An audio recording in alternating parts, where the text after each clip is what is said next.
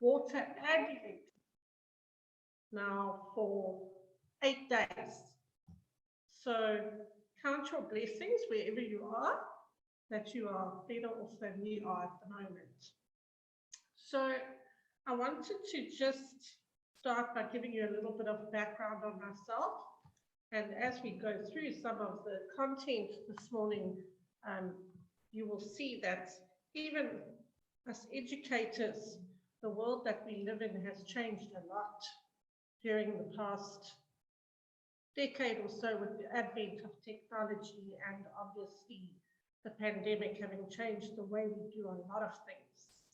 So we all have to have learned how to navigate that space.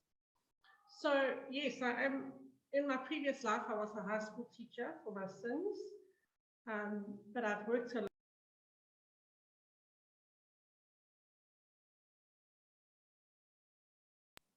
I don't know why the host is wanting to meet me after only a few minutes.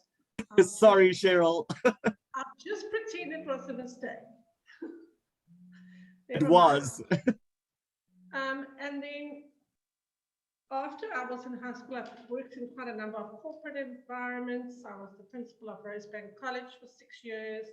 And now we are in the Newbridge Institute space, working quite a lot again with corporates. I've worked quite a lot in management development and leadership programs, in the clothing industry, in education. So I've sort of navigated quite a lot of spaces, and I'm hoping that you are going to come along with me this morning on a very interactive session. I don't want to be the one who's doing all the talking. Hence, I've already asked you to go to Menti, www.menti.com, and log in there with that code, because we are going to be doing a couple of word clouds, some polls, I've got some videos, and feel free to use the chat bar if you want to put your hand up. I know from my own students that everyone is not always comfortable with turning on their cameras and asking questions in this forum. So use the style that suits you. Put your hand up and ask a question. You can keep your camera off, you can turn it on, whatever makes you comfortable. And really, if we can try to share our experiences in this space of my brief was telephone and email etiquette and do's and don'ts of social media, where we seem to spend so much of our time. So the plan for the lesson is that, for the session, the webinar, whatever you want to call it, is that we are going to go through some content, and I would encourage you to jot down a few facts and ideas as we do that, because I do have a quiz. Always there must be a quiz. And I'm very happy to announce that I've secured some prizes for those quizzes. So if you don't have a laptop in front of you, you can use your smartphone to use your web browser. First of all, a Menti, and then at the end of the session, when we sum up everything and we do the quiz, we're going to do a Kahoot quiz, and that's where the prizes are going to come in. So I want you to be very interactive and get very excited, because it's like this cash dollar money on the table here. This person, TT, said we can't hear a thing she's on about. It's bad enough when we can't use the earphones too. Is there a problem with the sound from our side? No, the sound is perfect on my side. Is anybody else? Can everybody just quickly turn on their cameras and just give me an indication if you're struggling with sound? Rashad, are you good there? Can you hear? It's TT who said that. TT, what's the problem? Can't the problem must be on your computer. Okay. Camera. We got here. I can hear everyone well. We can hear everyone well beside her.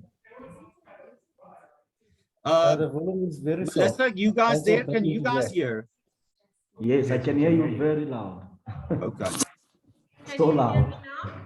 No, still low. Let me get my IT guy to see if he can adjust the speakers on my computer. Please do.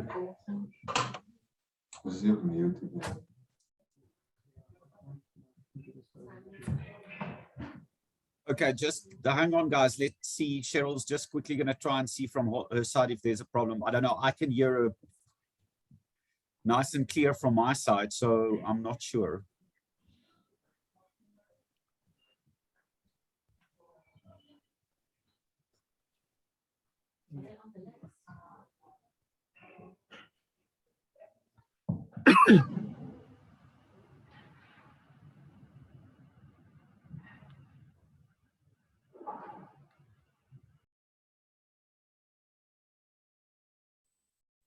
He's just in a call. He's going to join me now, but let's get on into the first part of the presentation then, and then we'll see if he can come in and jump in and adjust something on my computer speakers to make it better. There's a couple of people, seems, Cheryl, that can't hear you. Bianca said the same here in the chat box now. They can hear me, but they can't hear you for some or other reason. Okay, like I said, he's in a call, so he's going to come and have a look as soon as he's able to. 100%. Okay, so I chose this title with a reason in mind and the picture, because sometimes I think that this is how we feel in the workplace or even at home in our own social media space. You don't want to upset anyone, you don't want to do the wrong thing, you don't want to start something that's going to be a problem going forward. So we need to tread quite gently in this space, and I think it's important to adopt a certain level of maturity when we come to communicating in emails, on WhatsApp, in social media, and even on the phone. And some of the research I did interestingly said that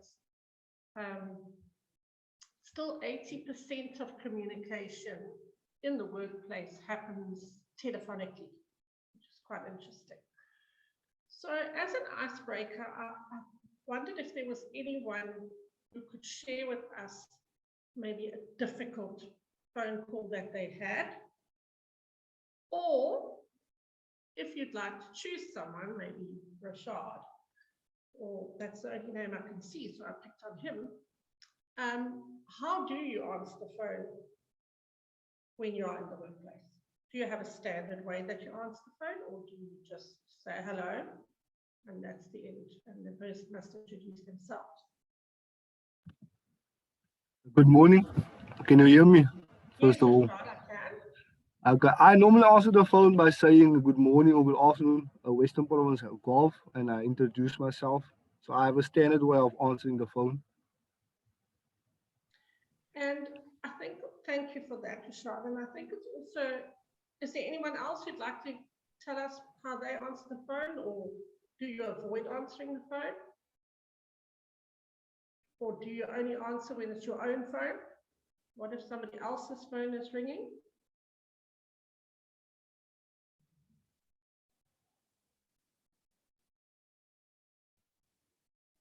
Okay, I'm going to take that as a, no, we don't. Hello, good morning. Yes, can you hear me very well on your side? Yes, we can. Yes. My company rule is when we answer the phone, we start by mentioning exactly where we're from, as someone on the other side who's calling. Then I will introduce myself as who exactly the person is speaking to. Yes. So most of the research I did when looking at on YouTube video clips and reading some articles is that it's very important to identify the business, okay, as well as yourself, and also to answer the phone promptly. And then leading to that question, some of the videos and stuff said you should answer within 3 rings. And then I would like to know, and I know a lot of you work in clubs, is there a rule that your company follows when it comes to answering the call or when a phone is ringing, or how to answer it? So I was always taught in a certain way. So I always answer the phone by saying, Newbridge College, good day, Cheryl speaking, how may I help you? And I've just followed that in the companies I've worked in subsequent. But sometimes I think it's a simple thing, but we tend to overlook it. So would anyone like to share if there is a rule where they work?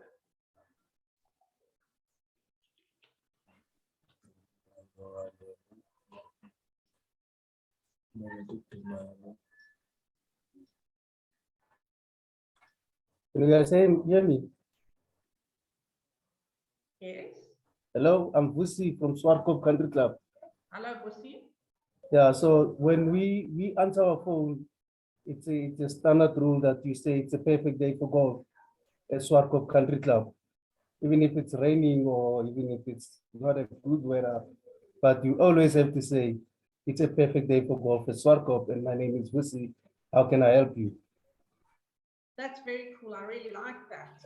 And it's maybe something to think about in further training or conversations that we do have, in that if there isn't a rule, it may be a problem.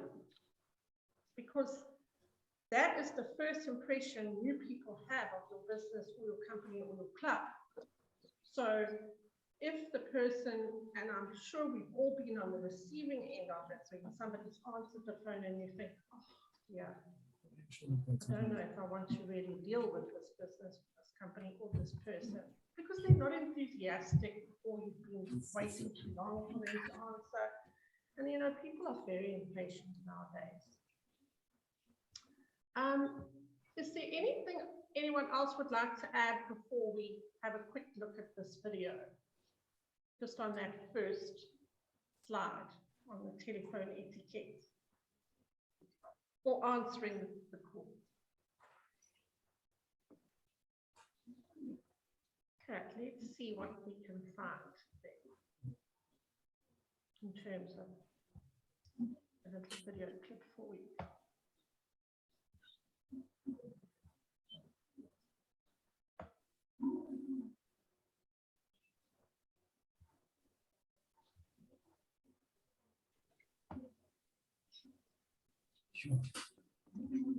Can you believe that in spite of all the various ways people communicate, 80% of all business is still conducted by telephone? And that in most cases or instances, the telephone is the first impression that customers have of us? So let's talk about how crucial proper telephone etiquette is in raising the bar. And let's start by clarifying what proper telephone etiquette should look, sound, and feel like.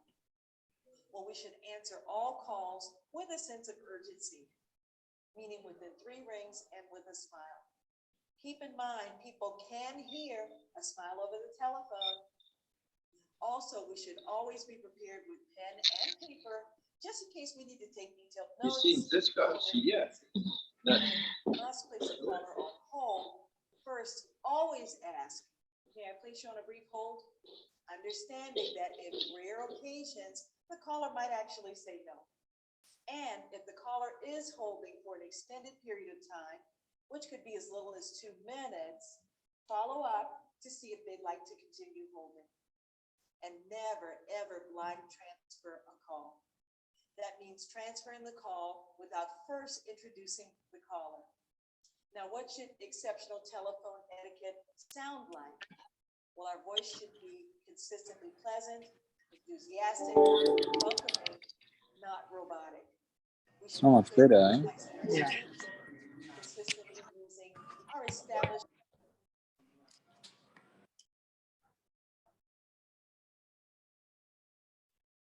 Oh, Sorry, Cheryl, your sound is muted now again. Don't you just want to unmute? Sorry.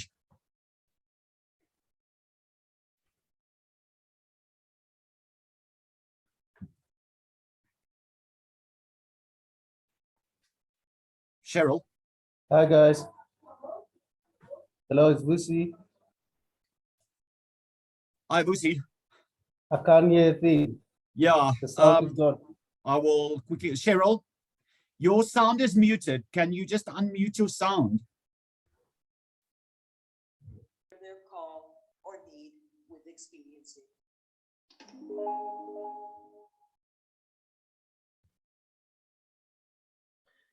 I didn't mute my sound.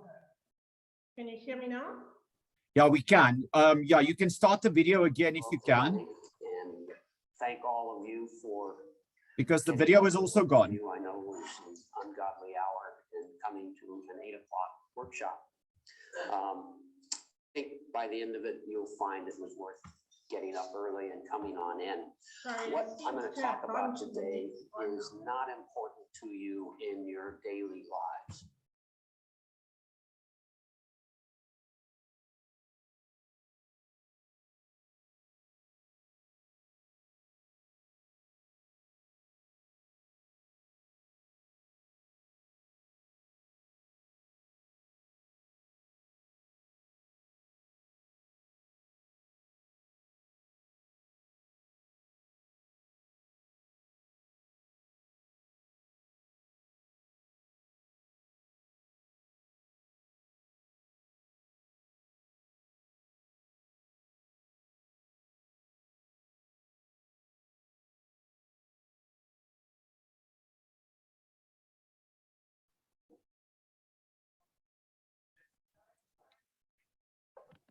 Yeah, Cheryl, there's no sound. You are on mute.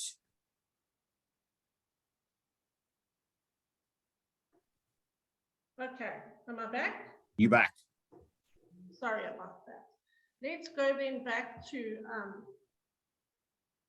the slides that we had and move on then from the telephone etiquette to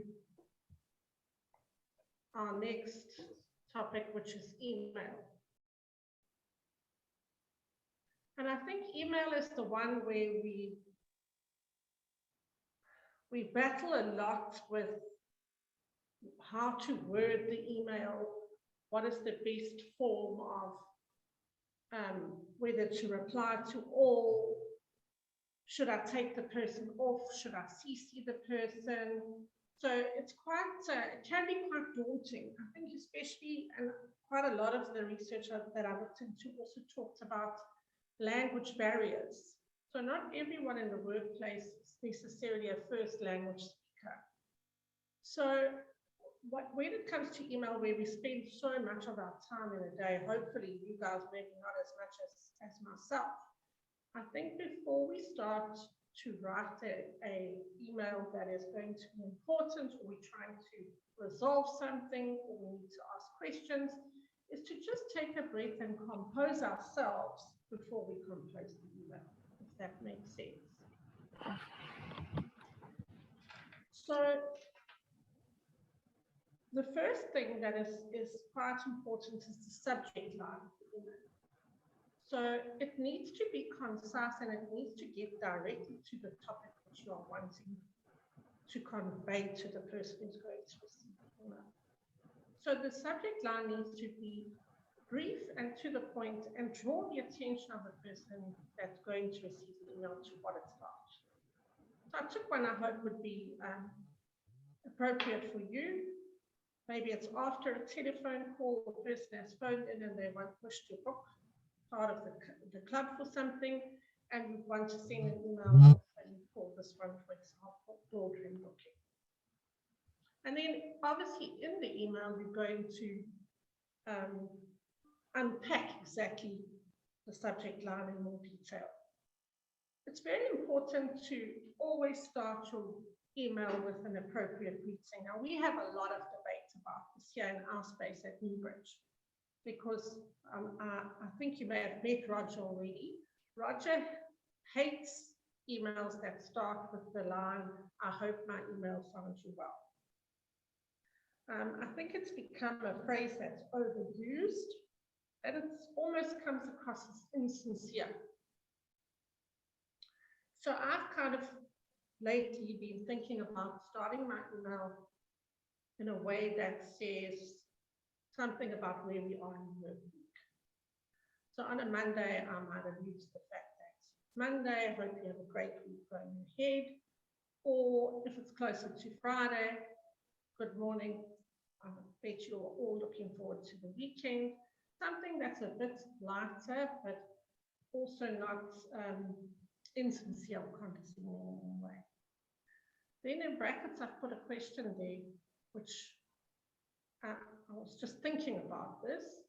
When you've got an email trail where you're replying and re-replying, and the emails are going back and forth between yourself and 2 or 3 people, do we need to start every new email in that trail with a greeting? I don't know if anyone has an opinion or an idea about that.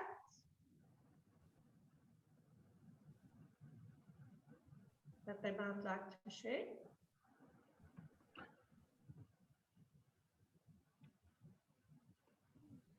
Would you agree that it's not necessary when there's an email trail to say hi again or hi?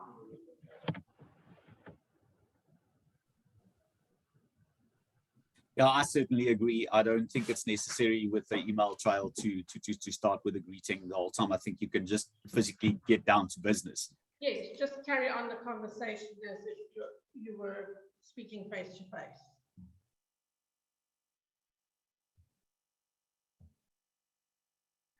I think it's also important in emails to be concise and to stick to one topic.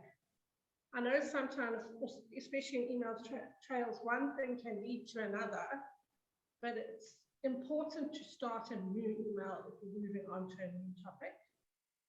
Also, to be concise means that you can't ask a lot of open-ended questions or have long sentences. It's nice in an email if you can, not bullet point, but divide your paragraphs nicely so that there's a nice flow to the mail itself. Then this one I think is one that causes a lot of discussion in the workplace. And when I was doing this yesterday, somebody walked into the room when I was busy doing this and they said, oh, I know one of the don'ts is you don't use capital letters. Okay. Why is it that we say we should avoid capital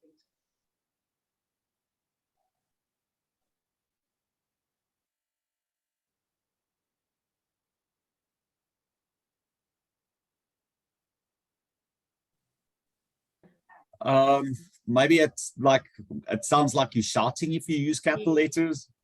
Yeah, that's Or if exactly you're angry, yeah. Yeah, or you're aggressive in some way.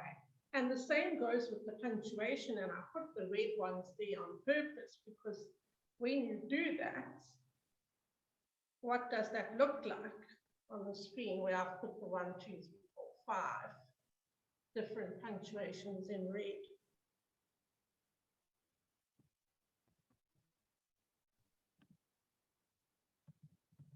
Looks like you might have been wanting to use a swear word, I'm guessing. And too much punctuation also comes across as aggressive, and it makes the email confusing to the person that's receiving it. And then we come to the CC line, the famous CC line. So does anyone want to share with us or have an idea about, yes, Bongi's right, it seems like you're demanding something if you are using a lot of caps and exclamations. How do we decide who we're going to CC on a mail? Or who do we CC? And why and when? And when do we stop CCing?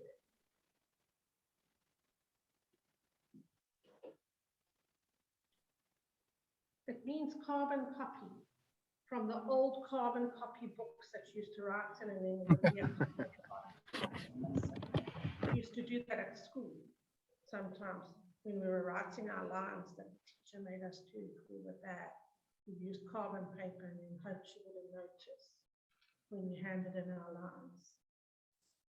Who's had a bad experience with CCing something?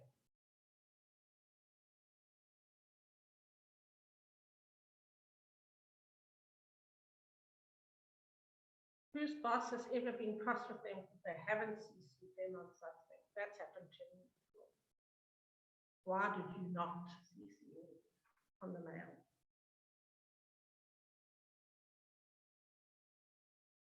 And then there's also the BCC line, the blind carbon copy.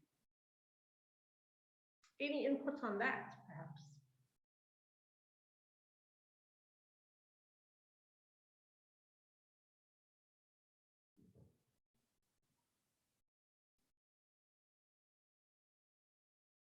Sometimes you BCC the person because you don't want the other people to know that you've CC'd them.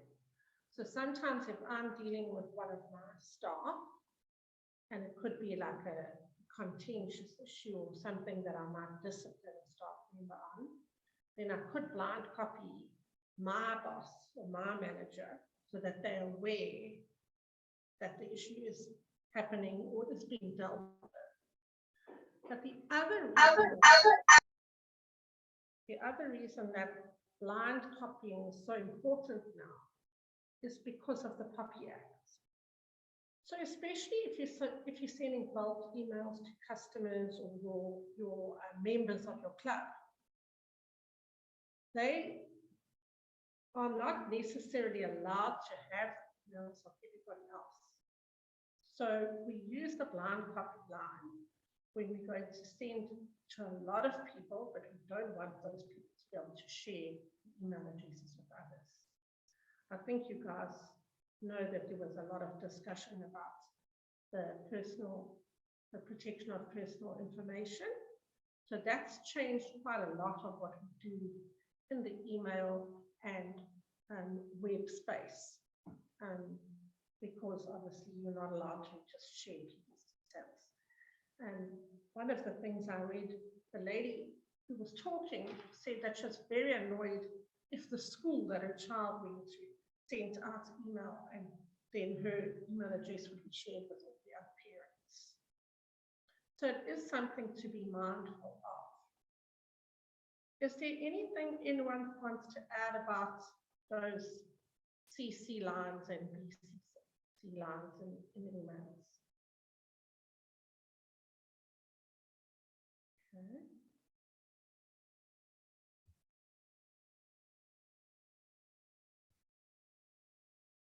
And I think this point is so important, and I will say that my colleagues here at Newbridge, we are very good about helping each other in this space, especially if those emails are going to go to external stakeholders.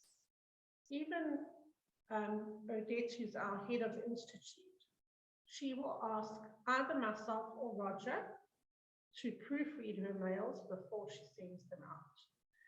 My admin lady who helps me in academics also, if she's going to send the parents an email, even our vice principal of marketing, Scott, they will always ask someone to just double check them, especially like I say, if it's going to external stakeholders. And most of the time, if you ask someone to help you, they're not going to say, no, I'm too busy, I'm not prepared to help you.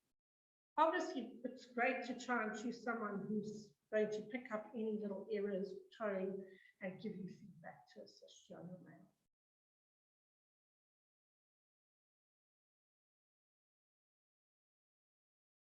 I know that us teachers have a reputation for being the grammar police, but it doesn't give people a good impression if they receive an email from you or your department or of the business as a whole, if it contains bad grammar or spelling errors. And I think we in education are a bit more pedantic about that, but in business it is important for you to try as much as you can to have that email perfect.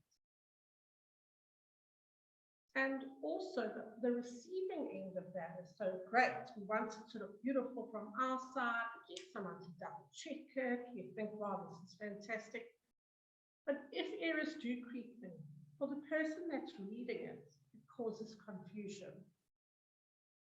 So it's not only about getting it right to create a good impression, it's about getting it right so that the other person understands properly. as I said earlier, it's important to have a look at the structure and the overall layout of your email to make sure that it flows nicely and that it's not disjointed in any way. And then to try and use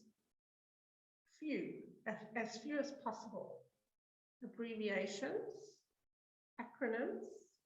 So, for example, CMASA is an acronym. And some people may not understand, if they're not in your industry, what that acronym means. I come from an environment where we tend to use a lot of acronyms. And if you're not familiar with them, it creates confusion. What about emoticons? Does anyone put smiley faces in their emails? I worked with somebody who populated her, and she was the MD, populated her emails with smiley faces. But I think that was more about her personality. I don't know if anyone has any strong opinions on emoticons. Let's see if there's something going on in the chat. Yes, I agree with Joseph on that one. You do need to CC your boss if it's someone important and he or she needs to know about that. Any strong opinions on emoticons? Does anybody here use emoticons? Smiley faces and so on, hearts in their emails? Or do you strongly feel that it's not appropriate?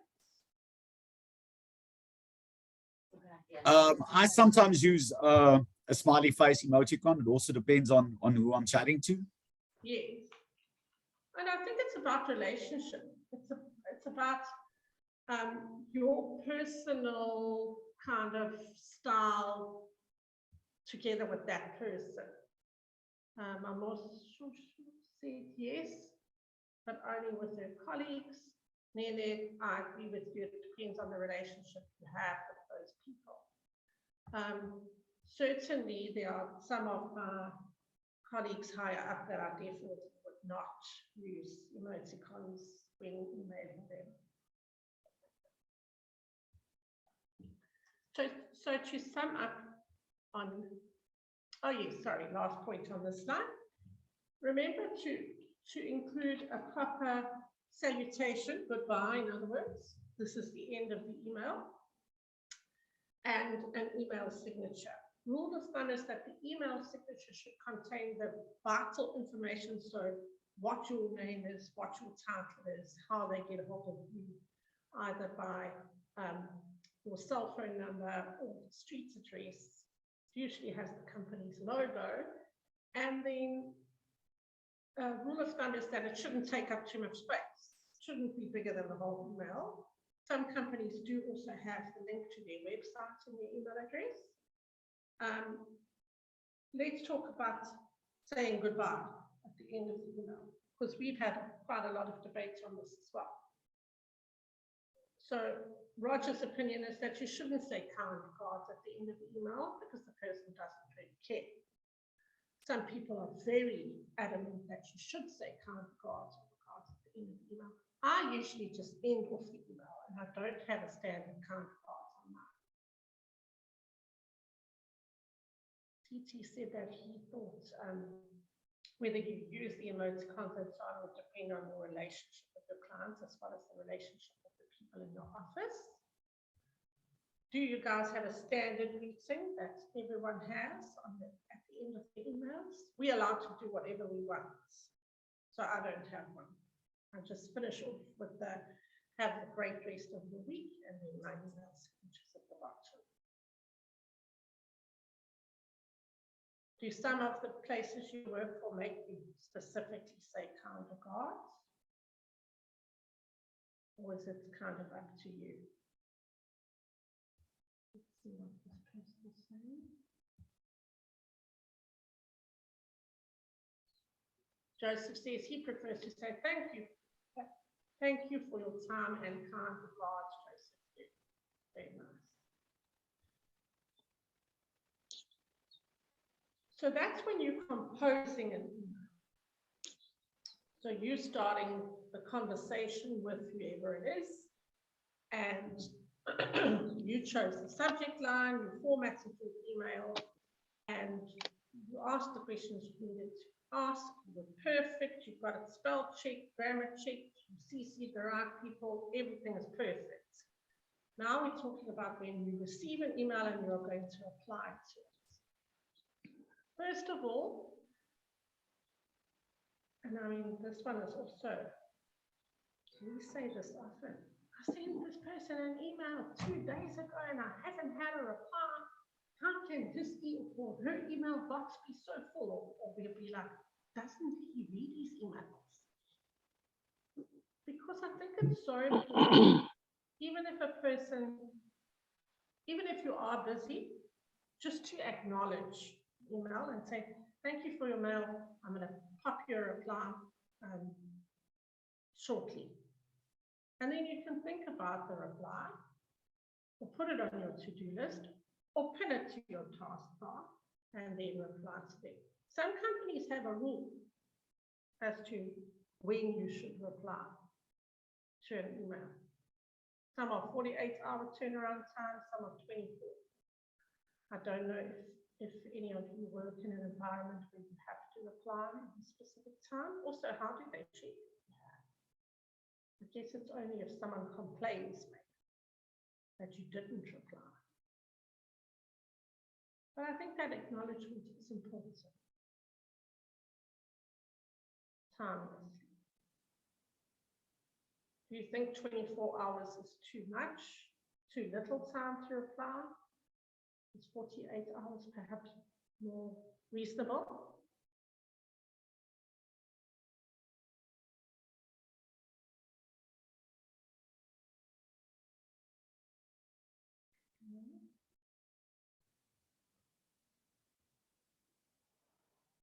Yeah, it's often, we get very busy in our day, and I just actually saw something on my own Facebook memories yesterday, I think it was. I had been on leave and I decided to pop onto my email to just check the day before I went back to work.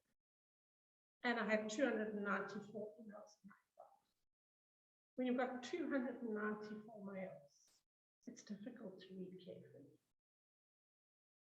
So it is something that, and I don't know if you guys have done any work on time management, but in our time management, email is something that we need to set aside time to do, because otherwise we're doing it on the fly, rushing from one thing to another, and we don't read the mail carefully. So read the mail carefully and then reply to all the questions the person asked. Okay. Again, you need to think about the response carefully before you just bang it out. I'm quite, I don't know where it came from, maybe a previous work environment. If the person asks questions, I reply and I say, please see my responses below, and I put them in a different color, so that it's easy for the person to then go back and check the answers to all the questions that they've asked. And then that you do include the original mail in your reply, so that the person can see the mail trail rather than start a new email as a reply. Okay, so this is the one that always causes nonsense, the reply to all. Would anyone like to share how they feel about reply to all? Do you love to reply to all? Do you hate it when people reply to all? Do you have any feelings on that?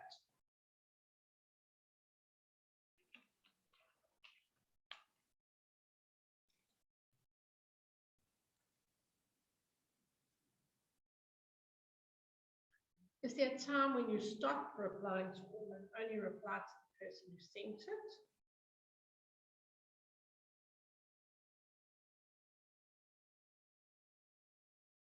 Sometimes when I'm emailing my lecturers, I specifically ask them, so say I'm trying to set up workshops for students and I want them to choose a day and a time. I specifically ask them to reply to all so that I can then coordinate the times into a diary for the students. They don't reply to all. Even though I said please reply to all, they'll just reply to me. Shows you that people don't read properly. Brendan says, oh, MS, who's MS? Can't see. I only reply to all for people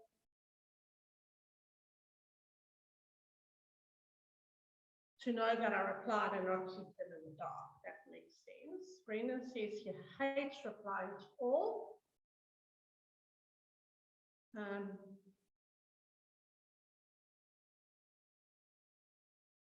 Only reply to the people that were CC'd who need to know. And Joseph said he does not like replying to all. He prefers to reply to the sender. He or she might have sent it to all to save time on their side. Oh, I understand what Joseph is saying. So the person sent it to a lot of people, but only he needs to know that you saw it and that you agree or disagree with it. Makes complete sense.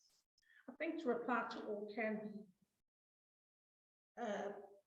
annoying, subject of irritation, because at some point you want to jump off, but then emails keep coming. So I think it's one we need to think about carefully. And then some of these seem like common sense, but if they were so common sense, then they wouldn't still be happening. So please be careful not to forward any spam or hoaxes or chain letters, which people find annoying and irritating. I worked for a company that was listed on the Johannesburg Stock Exchange, and somebody sent one of these, it was pictures of starving children and wanting to raise money for charity, but sent it to everyone in the whole organization of over 3,500 employees. Unfortunately, that didn't move well with that person. So yeah, we need to just practice common sense.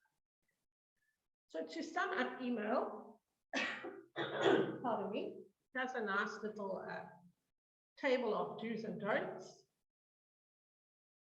Mind your manners, watch your tone, be professional. I couldn't resist putting a smiley face at the bottom of the do's.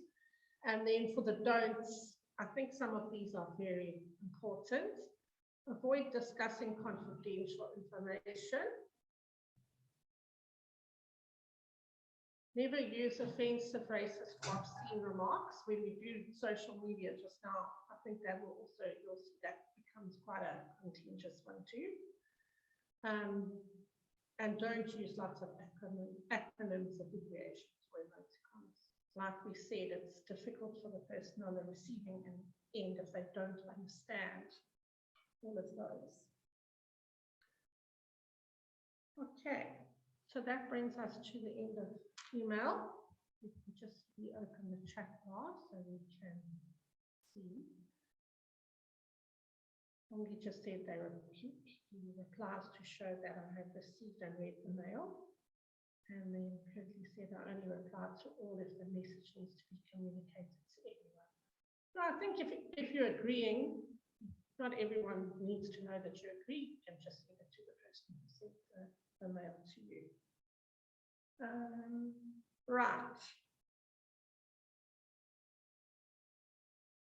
I wanted to just know from your side if the sound is any better or if I still need to get my IT guy, whether he's finished his call or not.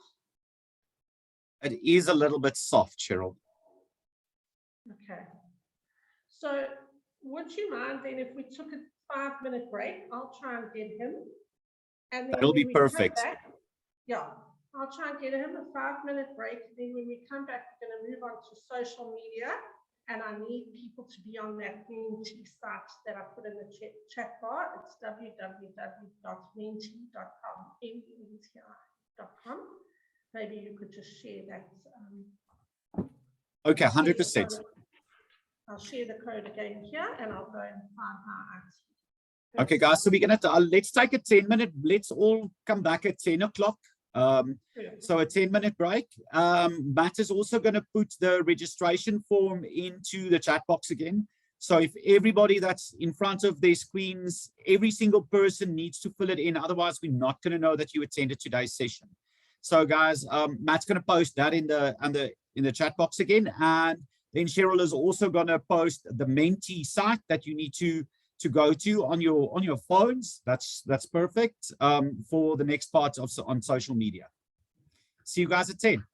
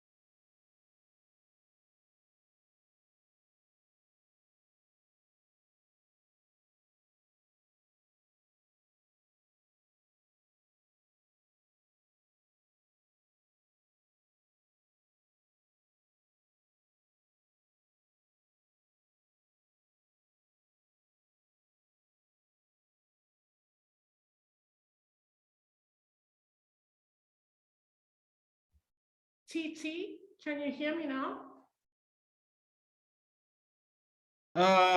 Yeah, it's pretty much the same, eh? Is it? Now I can hear you well now. You can? You can Much hear me better, well now? much better, Much better. Okay, cool. 100%. Thank you.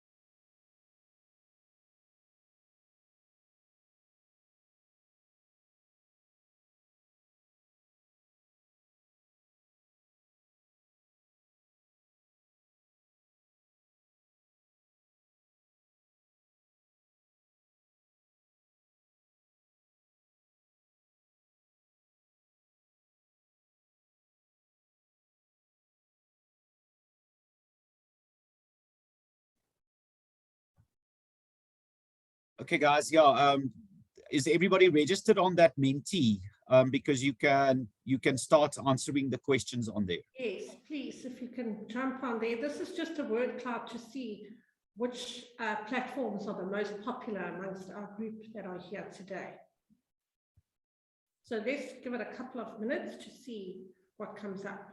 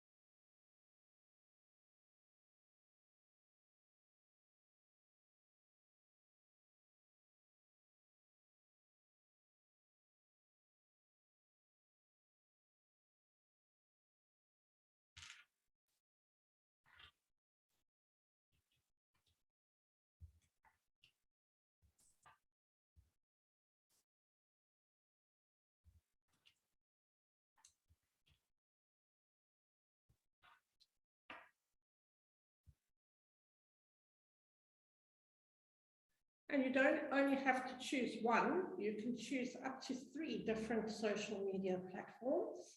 So far, only 2 people have given us their favorites. Guys, just to remind you that the code, I'll enter the code in there again. So if you go register on Mentee, you must enter the following code. The code is there at the top of the slide as well. Yeah, that's correct.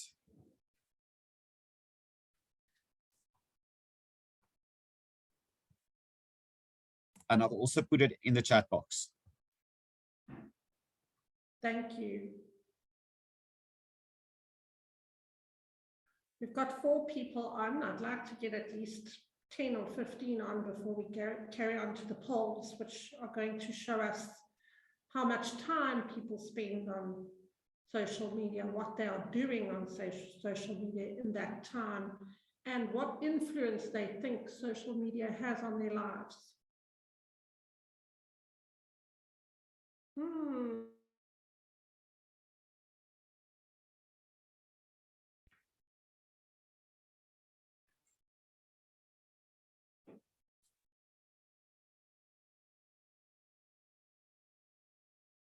WhatsApp is the only one that has now 2 people.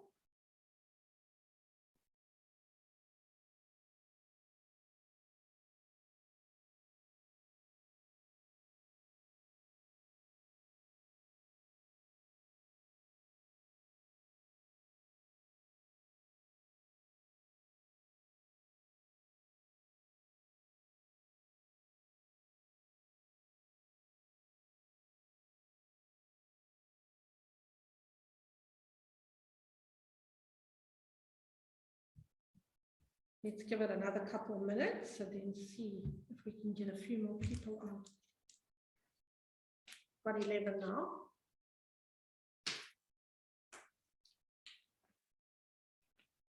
Can do it on your smartphone as well, guys. I see this forum is not as fast with their fingers as my students are. Theirs is hectic. They are all over it 24/7, I think, never ending. Okay, so let's move on to the next slide.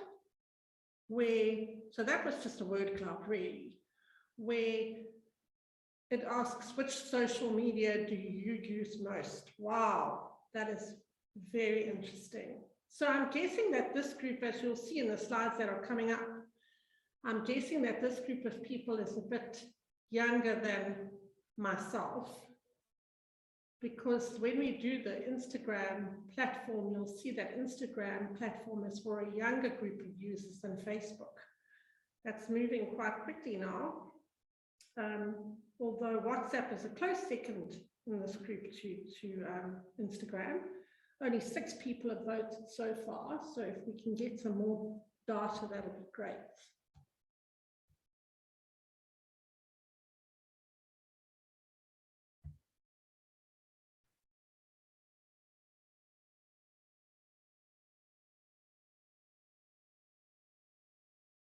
interesting how WhatsApp has become more of a social media platform now that they've got the WhatsApp statuses and stuff. Prior to that, it was more to just send the old text messages and SMSs. But now it's become much more sharing of photos, statuses. A lot of people share TikTok videos to their statuses on WhatsApp as well. Well, Facebook is coming up a bit there now. Let's get a few more people there. We've only got 9.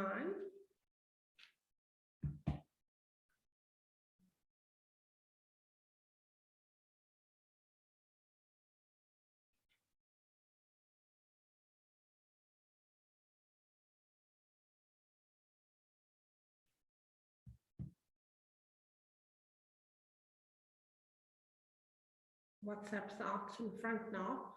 And we were having a discussion about this at work on Friday when I started to build these slides.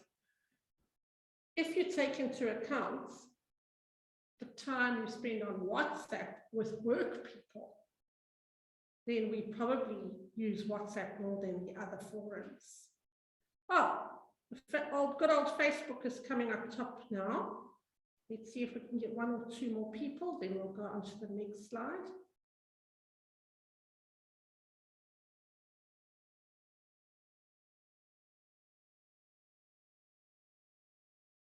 And then what we're going to do after this is we're going to run through some of the facts and interesting things about the meta social media platforms and have a look at the do's and don'ts. And then we're going to finish off today by doing the Kahoot quiz, which is on a different tab on your smartphone or smart device. And that's the one where there's prizes up for grabs. Right, let's go on. Be honest now, guys. Nobody's going to say, look at that person, they've been on WhatsApp while they were supposed to be at work. Let's put our cards on the table.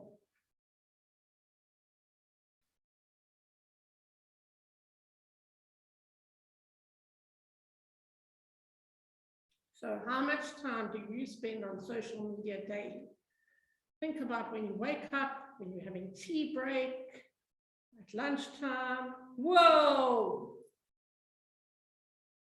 I should have put more than 6 hours here as a category. I guess it would have won.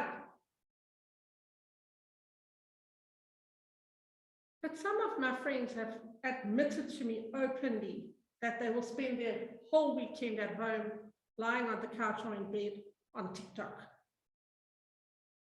And I don't mean teenagers, adult grown colleagues.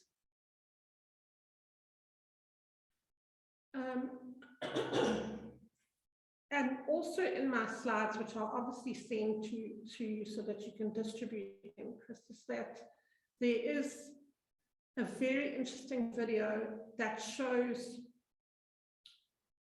what spending time on social media does to your brain.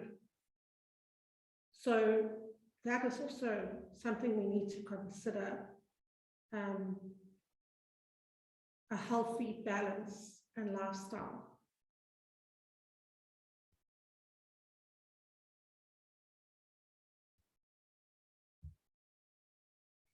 So it seems like most people are spending 2 to 3 hours, followed closely by 4 to 5 hours, which is quite a chunk of time. I always ask my colleagues, I wonder if anyone has done a study on how much time is wasted in the workplace now that we have smartphones with us 24/7. It must have had some impact on productivity, I'm sure. Okay, let's go to the next one. So basically in this group, most people are spending between 2 and 5 hours, we can even say 3 to 5 hours on social media a day. There are 3% that are in need of help that are spending more than 5 hours a day on social media. And more than 5 hours could mean 10 hours. So you need to take a good, long, hard look at yourselves. I might be in that category too. So how do you spend that time? Do you connect and chat to your family and friends? Are you online shopping, maxing your credit? Or are you promoting your own business online? Choose from one of those.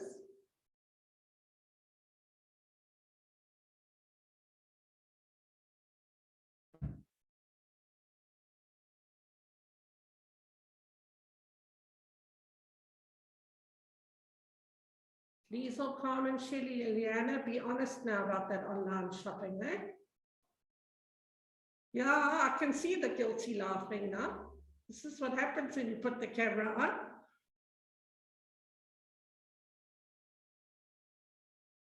Oh, nobody's online shopping. I think people in this forum are hiding things from us.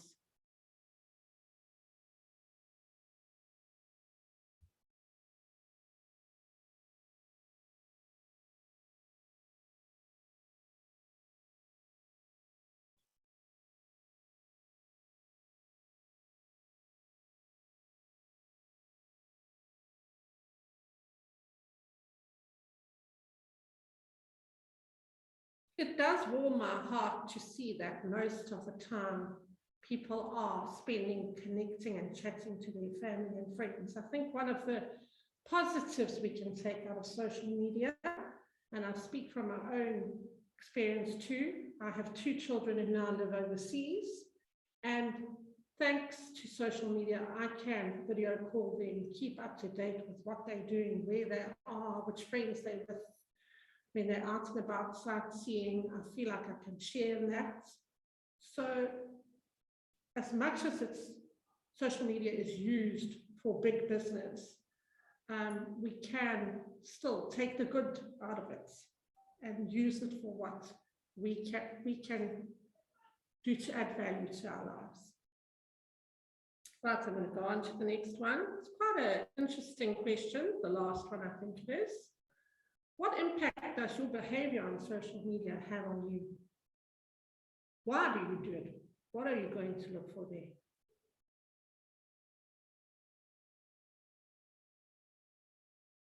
And my colleagues helped me to come up with these, identifying what it does to them.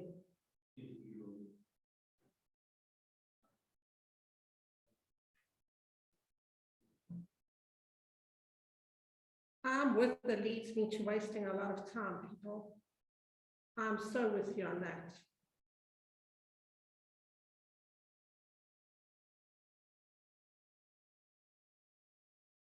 And I don't know if any of you live with teenagers in your homes, but a lot of parents that I deal with talk to me about the fact that their children are not comfortable in a face-to-face conversation or even a telephonic conversation because they are behind a screen. They are hiding behind a screen. That's what parents are telling me.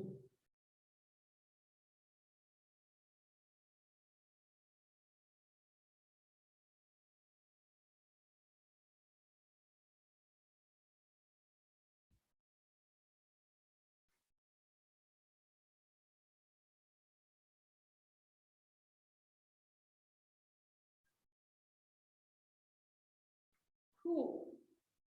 Thank you, guys. I'm those are very interesting takeouts and feedbacks. I'll obviously share those results with you as well. So let me go back to my PowerPoint. And let's go on to social media.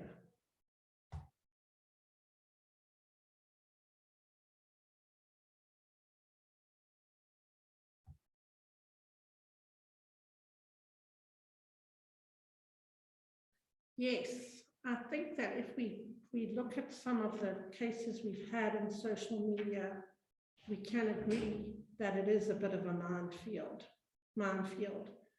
So social media is about your online presence. It's about your brand.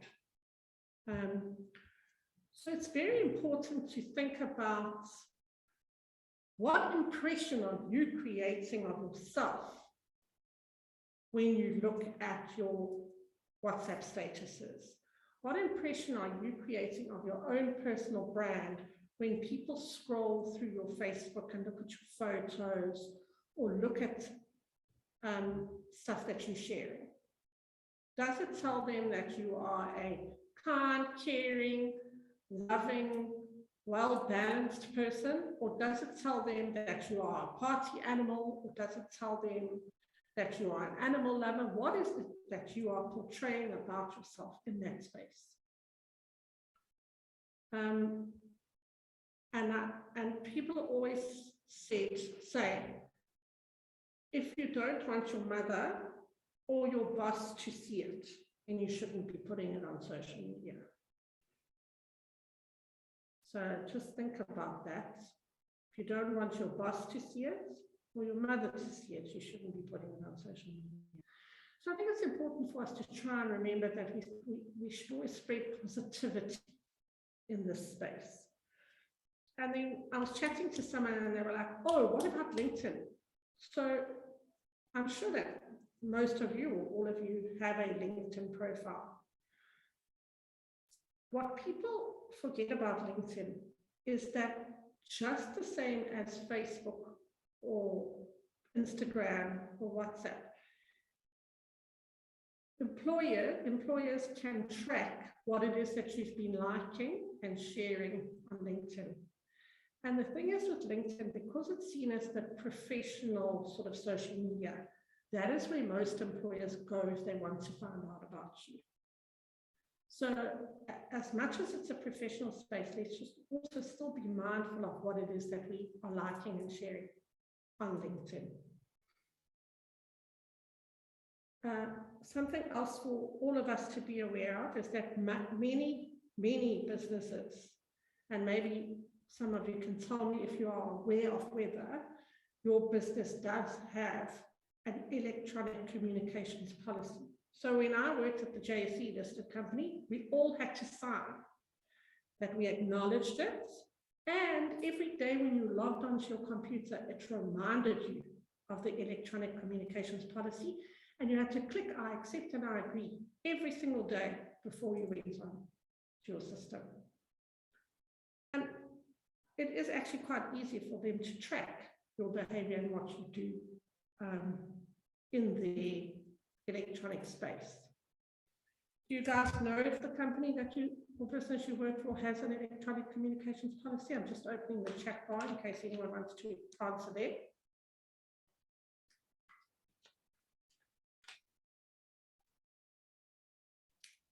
Does anyone not know? Are you not aware of it? Or they might have, or you're not sure.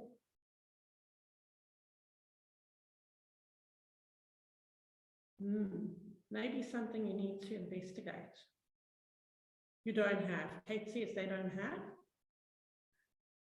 Do you think they may need it, Kate?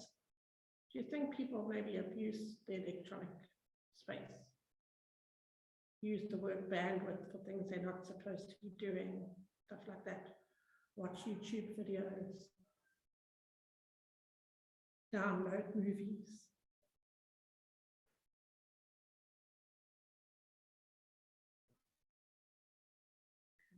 So let me tell you what a company's electronic policy actually is. It's also called an AUP. It talks about the fair use, and it's a set of rules that are applied by the owner, creator, or administrator of the digital technologies, and it restricts the ways in which you can use it. So for example, here with us, because we have students, we have to block certain things on the network. For example, because we are the property of a school, even if you want to go and buy wine online, because it's wine and it's under 18 people on the property, it blocks that path so that you can't use it in that way. The same applies to a lot of other dodgy things, which I'm not really going to get into right now, but you can use your imagination in that regard. So did you know that a company, if they have reason to, so let's say something happens and you download a whole lot of movies that you were not meant to do. According to this policy, you are not allowed to do that at work, but you do it. Obviously, they can take you to disciplinary action, but a company can also do a social media audit on you. There are legal firms of lawyers, who conduct social media audits on individuals. And then what they can do, according to certain categories, is that they can put you into a low risk, a medium risk, or a high risk of damaging the reputation of the company. So if you have, I don't know, you abused a dog or something, you were cruel to an animal, and somehow it was on social media, that company can take you to task. It's happened, I think you guys will remember the Penny Sparrow incident. The lady was then fired from her job as a result of being racist. So it really is almost as if Big Brother really is watching you. So depending on the business, the company, and how strict they are, it can lead to actually even your dismissal if you have acted irresponsibly in terms of the AUP, or you have brought reputational damage to the company. So that's why I call it the minefield, because you could just be plodding along there, minding your own business, thinking life is great, and boom, what will happen to you then? And that's why some people I personally know don't even have social media, because often they say, oh no, I have no filter, or if I'm angry, I'll lash out. And then the ripple effect of that can be quite serious. So there's a new phrase that is called netiquette. So while we were looking at telephone etiquette and email etiquette, this refers specifically to in the social media and World Wide Web context. It's called netiquette, how to behave on social media. So here's some interesting facts about the Meta family. Make notes, it's in the quiz if you want to win a prize, okay? The Meta family, as you'll know, you've seen that little logo at the bottom of your Facebook, Instagram, WhatsApp now, consists of those 4 platforms. Their revenue is $117.9 billion. That's why we're talking big business, okay? I found that this 4th bullet point very interesting. So 2.82 billion people log into those family apps a day. I mean, that's absolutely frightening, scary. Facebook is the most popular network for men and women between the ages of 35 and 44. That's why I said if Instagram was coming up high in your poll, you were probably a younger audience. I found it interesting that 56.6% of those people are men. But the men are the ones who are like, you spend all your time on Facebook, but look there now. And Facebook was downloaded 47 million times in the USA in 2021. 47 million times just in the USA. So those numbers are staggering. And that just shows you how much power there is and how much exposure there is to anything that you put onto those platforms. There's the link to the YouTube video about the effect of on your brain of social media. So I'm going to leave that for you guys to look at in your own time. I will send the slides through. If you have a look at Instagram, in July 2020, they had 6.03 million users just in South Africa. Okay, most of those are female.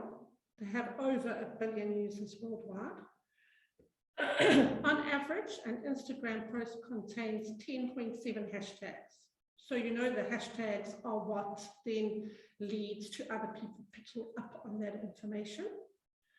71% of the users of Instagram are under 35, my younger audience today.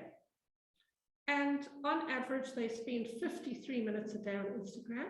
Facebook users spend on average 58 minutes a day on Facebook. And there's the power of how you can use these platforms for your business. Instagram assists 80% of people using it to decide on whether to buy a product or service or not. So if you guys want to get into digital marketing, that's a whole new topic for a whole nother day. We have done some work on that with our students as well. So if you do want to investigate that further, we can put you in touch with people to help you with that.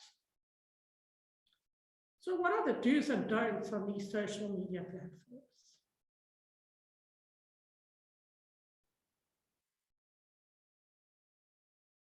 The first bullet point is just giving you a definition of what a social network is. Okay, it allows people with similar interests to come together, share information, post videos, photos, etc. Be careful where you get your information from. Only use trusted websites. Don't say, oh, but that person said it, so it must be true, I can share it. Use your social networks to build healthy relationships.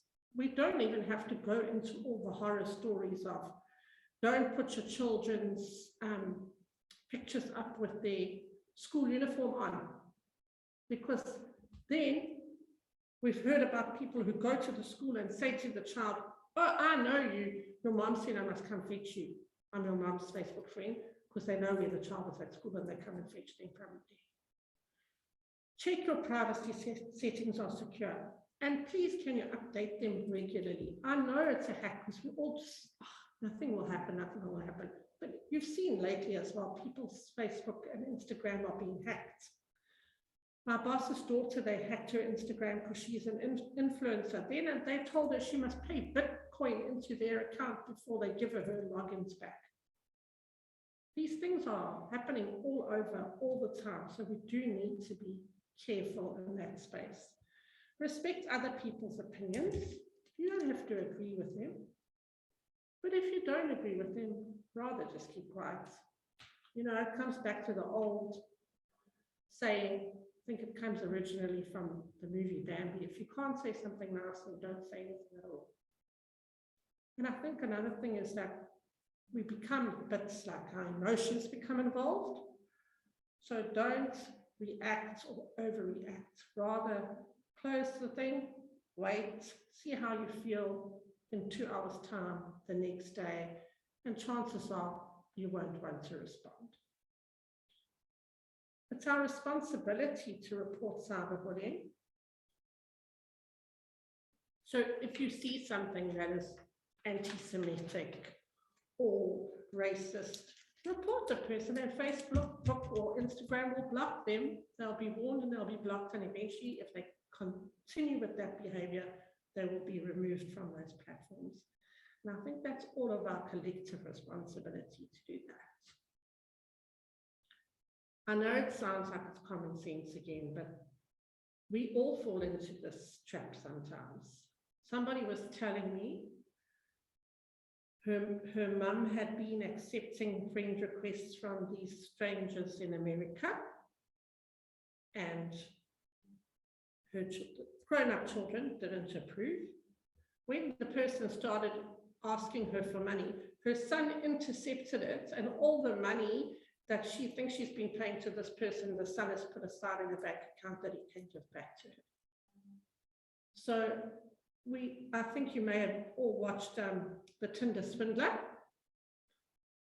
We don't want to be going down that road. So unless you actually know the person, or you have mutual friends that you can trust, don't add them. Use secure websites.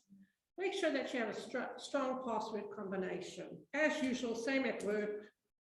Use some caps, use some punctuation marks, make it at least 8 characters long so that you can't easily be hacked.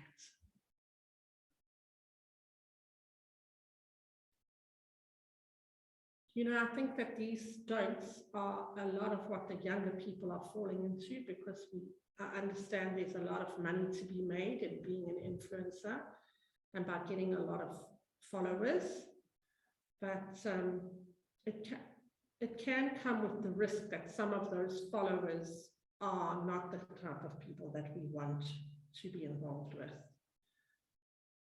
And then to go down to the point that we chatted about earlier is that we don't want to dedicate all our time to social networks.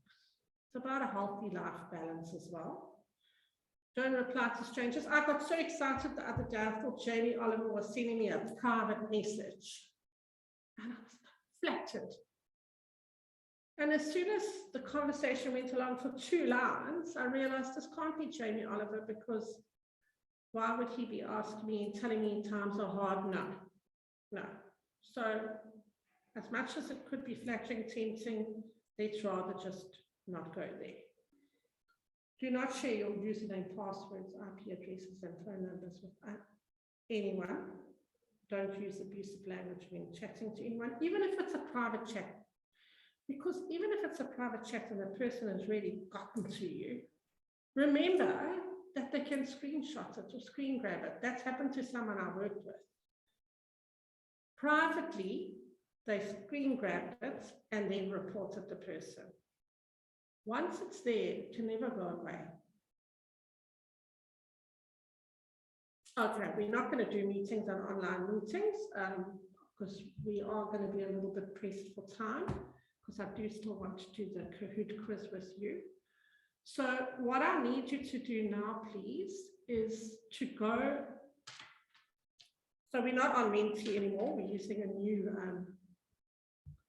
new platform. I don't know if you guys are familiar with Kahoot, but you need to log on to kahoot.it. I've put it in the chat bar. When you are on kahoot.it, it's going to ask you for a code, but I'm going to share my Kahoot with you so we're able to see the code on the screen. I do have slides on meetings, Kate. It's just one slide. I wasn't sure how much content I needed for today. I wanted to chat about the old-fashioned meetings and the new online meetings and the protocols around some of that, but we could do it another day, or I can send them to you. I'll send the whole presentation and you can use what you need. Okay, TT, you need to, oh, sorry, it's Kahoot with the T. So you need to open a new tab on your web browser, and you are going to log on to kahoot.it. And what is the code? I'm going to share it with you now. I haven't opened it yet. I'll be there in 1 minute. Just going to shut down all these other things that are in the background here, so that we only have the one. And this one, you don't even need sound. So let's hope for the best.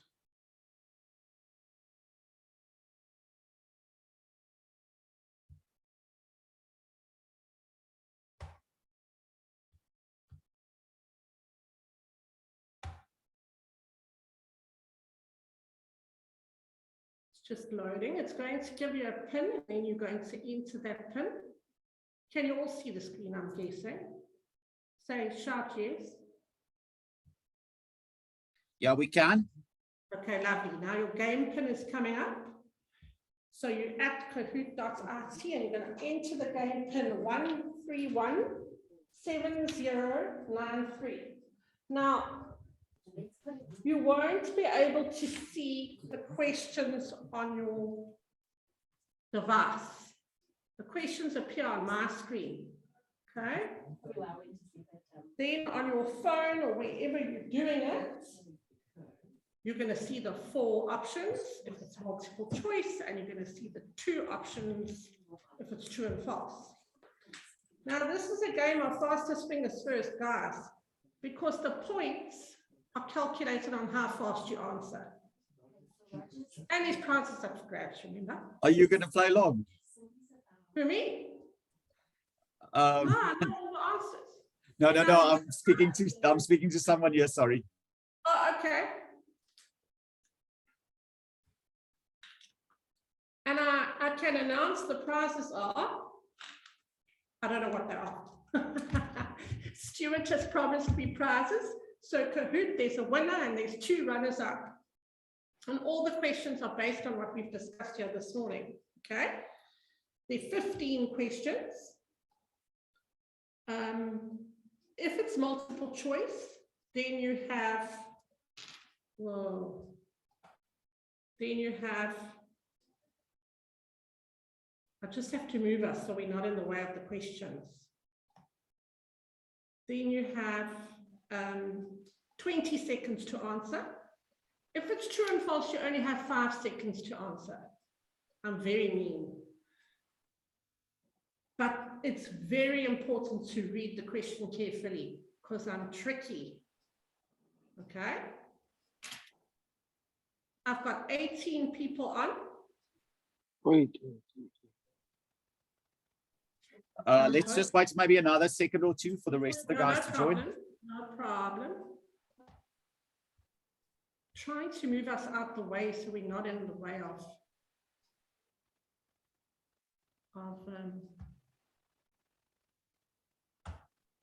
the questions.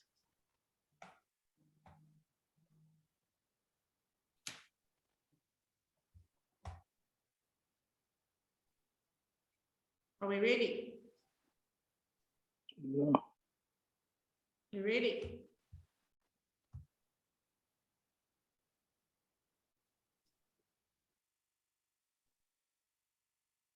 So you read the question and you have 20 seconds to answer.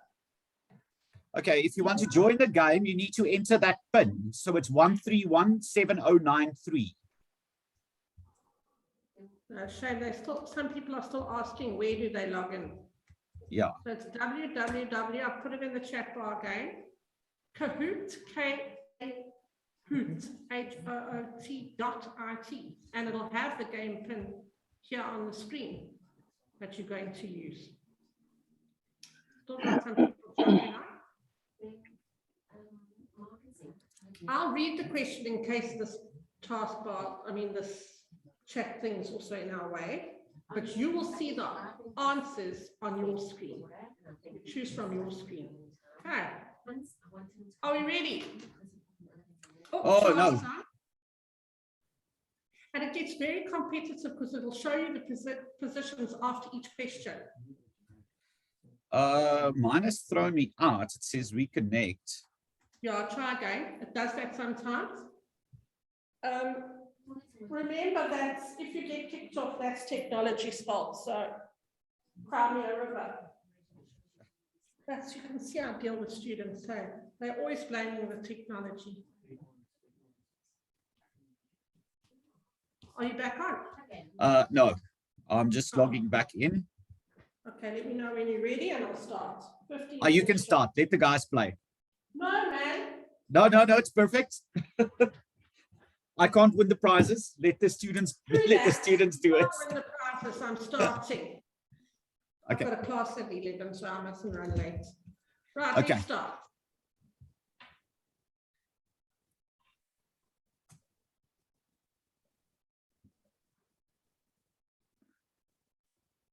Which of these should be used in email communication? Which of these should be used in email communication?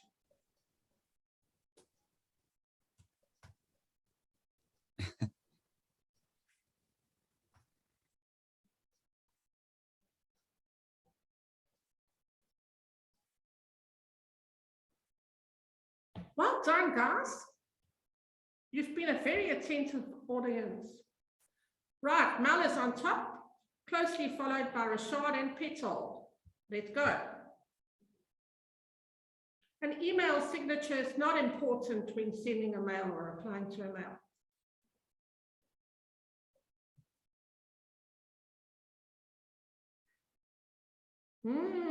5 seconds is a little bit of time. You have to be very fast. So only 8 people managed to answer in the 5 seconds. Let's see where we are. Rashad is now overtaken. I can't see who's in second, but Mel is in third. When answering a telephone call, it is important to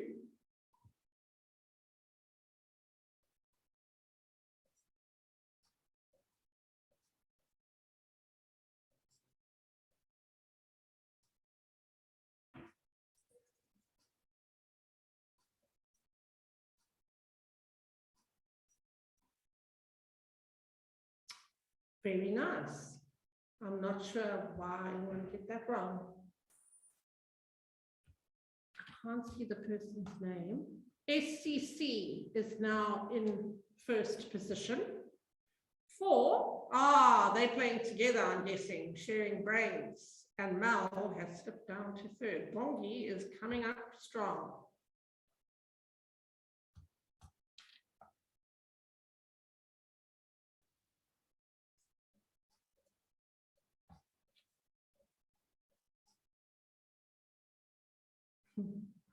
Again, 5 seconds is a very short while. The Fantastic 4 are now on top. Mal is slipping fast, and SGC is the highest climber.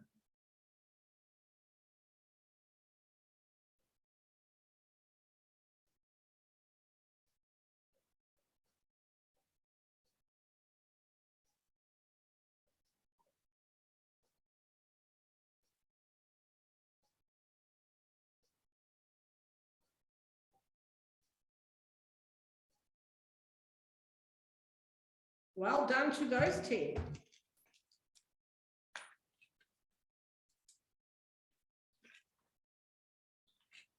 SJP is now putting in the run.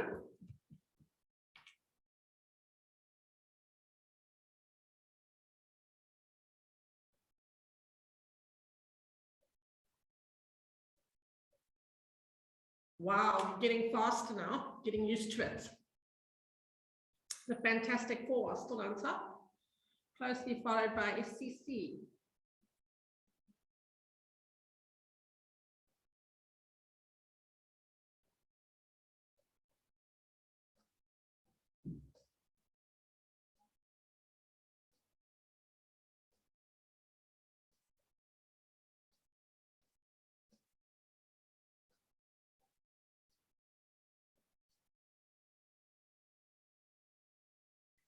Wow, well done. The 4 are still on top. No change in second position. Mel's making a comeback.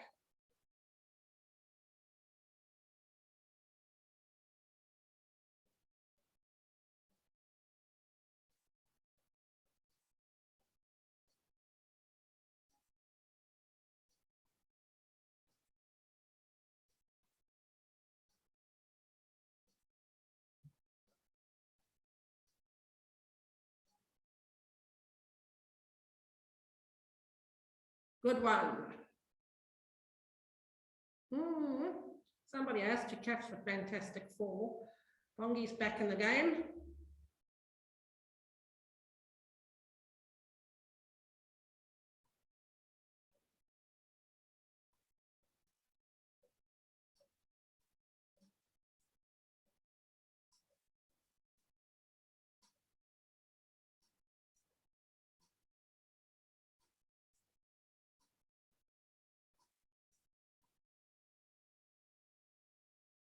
I told you to take notes. Go Peter.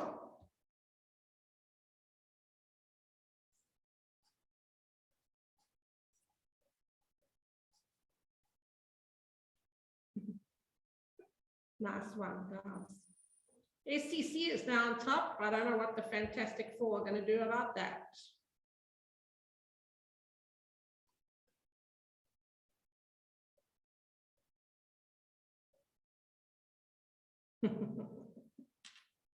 I'm just doing it to be mean and confuse you.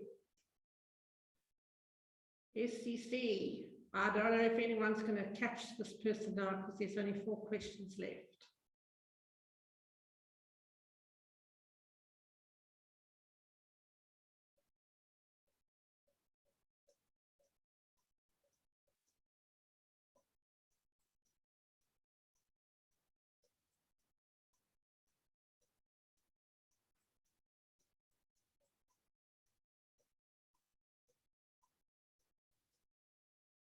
Well done, everyone got that one right. Now you are all social network user, aficionado, no ever getting into trouble. Our work here is done. SCC is still on top.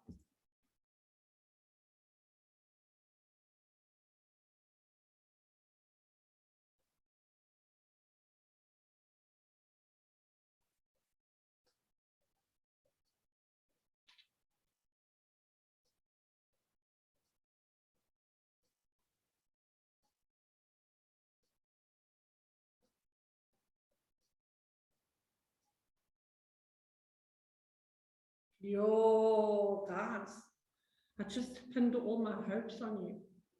You must have a strong password. Don't accept requests from strangers. I might have to retest you. SCC, it looks like we may have a winner.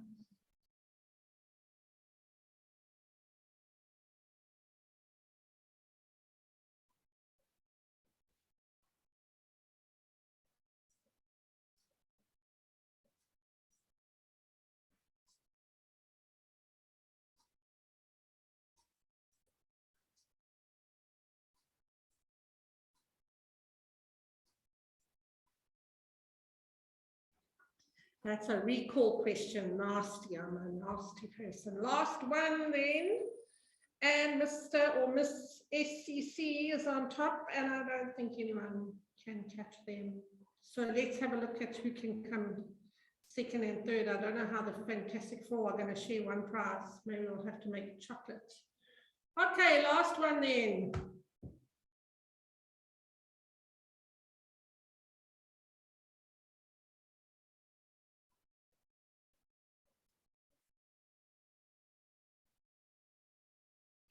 That's more of an opinion, but based on the facts that I gave you guys, you could see how much money there is to be made by promoting your business on social media. So I think we should be in agreement that a business should have a social media presence. Right, now we're going to go to the podium to see who the winners are.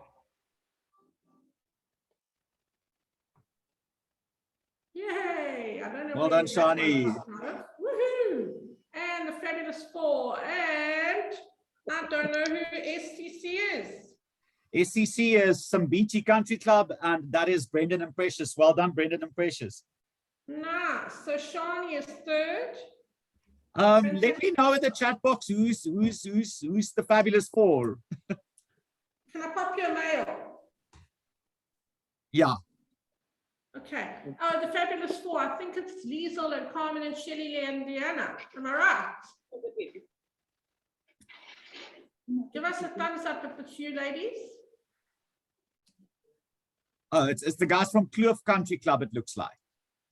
Oh, the KZN people. Okay. That is fabulous. Awesome. Okay. That's me then for the day. Thank you so much, Cheryl. If you will share the note with me, I will send it on to all the delegates that attended today. And guys, Sure. before you leave, please do not forget to go to the to fill in the Google form to register if you haven't done so. Matt is also going to post another link in the chat box. That's our feedback form. If you guys will spend a minute or two and just answer that for us as well, it will be much appreciated. And thank you so much, Cheryl, for your insights today. Sorry Much about appreciated. the sound, but I see the mic is here now. That's what made the difference when you came and put the mic in the room. But I think that's, when it comes to all these things, common sense prevail. Thanks, guys. Thank you so much, Cheryl. Take care, guys.